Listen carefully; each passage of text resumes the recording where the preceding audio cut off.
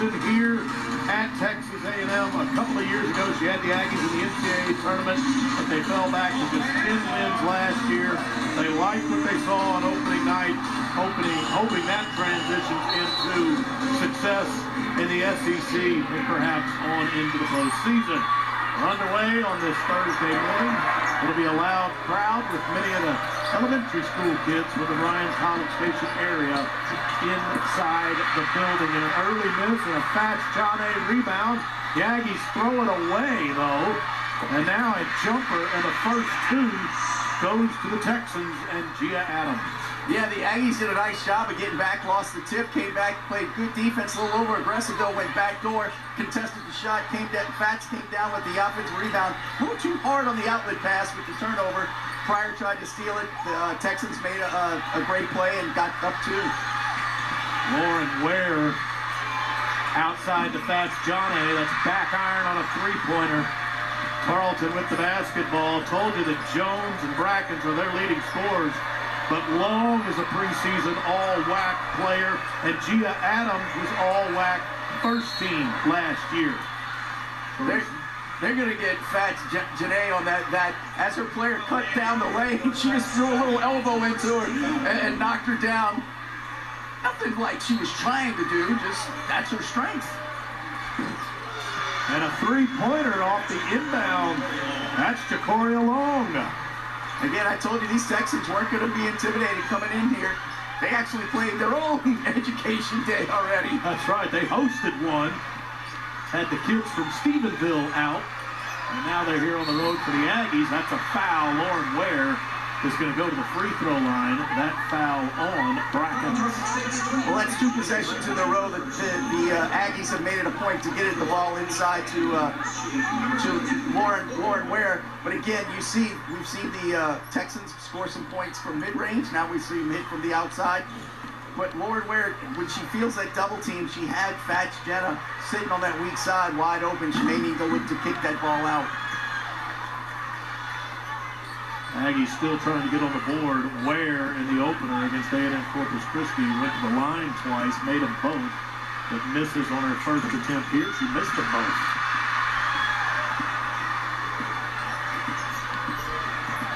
A good start for the Texans.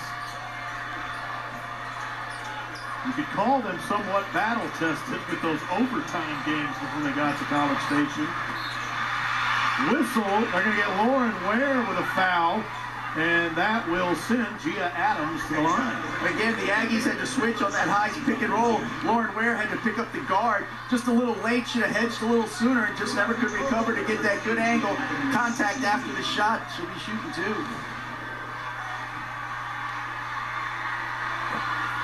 So the first six to the Texans, and Adams back to the line for one more.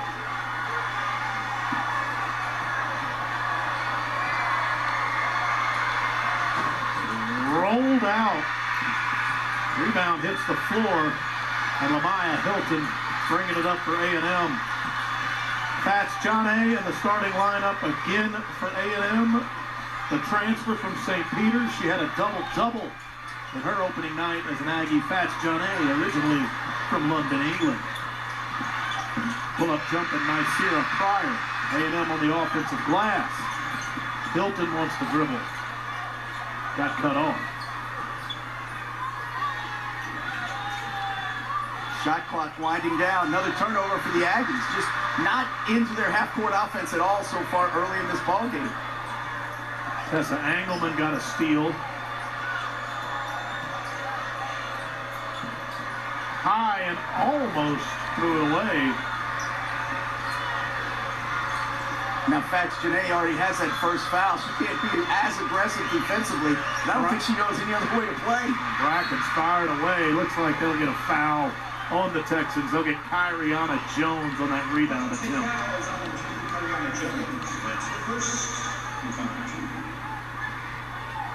It's Aggies ball. Joni Taylor really wants this group, her team this year, to score in transition, but because Tarleton State's done such a nice job either scoring or knocking the ball out of bounds and really making them fight for rebounds, it's been tough for the Aggies to get out like they want to. Tarleton, we said they come in 2-1. We mentioned the overtime games. They basically should be 3-0. Their loss was an overtime to Arkansas State, a game they should have had put away late, but free throws did not allow them to ice it. Three-pointer will miss. Who gets on the glass? Aggies come away with it, and a foul will be called on Brackens.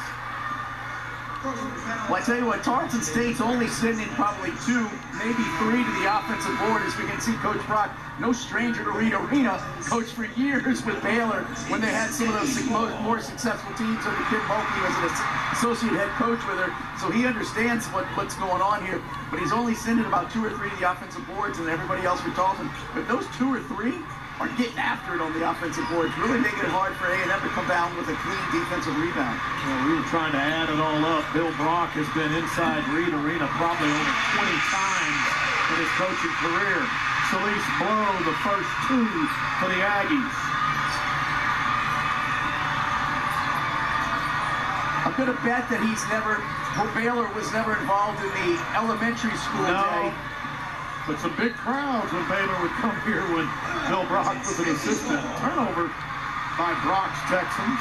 Again, the Aggies getting out, trying to defend that passing lane. That's twice now. The first possession, Tarleton State was able to come up with that backdoor. That time, just a bad pass, too far ahead.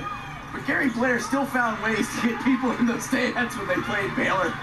Free hot dogs seemed to help a lot. They get as many as 10,000, 12,000 for those A&M Baylor games when Blair was the Aggie head coach and Brock was the Baylor assistant. Running the floor. Now kick it out. Adams a 3, and it's 9-2. Tarleton State. Gia Adams already has 6 points. A&M trying to fire back immediately with a 3-pointer from Mamiah Hilton. It's no good. Yeah, the Aggies just out of sorts a little bit. Don't know if it's the early morning game, just the crowd maybe not, accustomed to seeing something like this. Allie Myers is checked in for Tarleton State. Engelman cutting to the basket. That's an easy one. I know Joni Taylor, she's going to get to this 5-minute timeout. She can't wait for it, because she really needs to change some things up with this A&M offense right now. Tessa Engelman, the junior from Canada. The last 2 for Tarleton. Lauren Ware, she fires back. Much better job by Lauren Ware. She pivoted away from the defense that time, had that easy left-handed finish. Ware got the passing lanes, nearly tipped one away.